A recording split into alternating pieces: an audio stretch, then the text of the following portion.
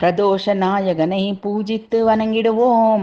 அழியோடு முடியன் மாலரியா வண்ணம் நீண்டானை கேதாரம் மேவினானை கொடுநேர்வல் கூற்றம் தன்னை குறைக்களால் குமைத்து முனிகொண்ட அச்சம் பேர்த்தானை பிறப்பு இறப்பு ஒன்றில்லா பெம்மானை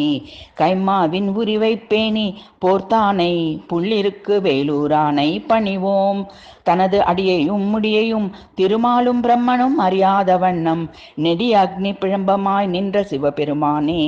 வெறி கொண்ட பெரிய காலை உருவெடுத்து நிலத்தை கிளறி பாதாளத்தில் மறைய போக அடக்க வந்த பீமனால் வாளை பிடித்து நிறுத்திய தோற்றத்தில் ஓர் பெரும் பாறையாக கேதாரத்தில் காட்சி தரும் சிவபெருமானே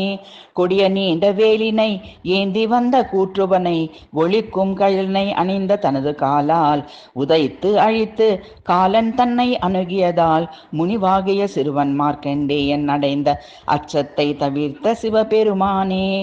துதிக்கையின் உடைய யானையை கொன்று அதன் தோலை தனது உடலில் போர்த்தவனும் பிறப்பு இறப்பினை கடந்த தலைவனே தங்கமயமாக சிறந்து பிரகாசிக்கும் சிவபெருமானே பிரதோஷ நேரத்தில் உனை 3 இலைகள் கொண்ட வில்வத்தால் பூஜிக்கும் என்னை ரட்சிக்கணும்.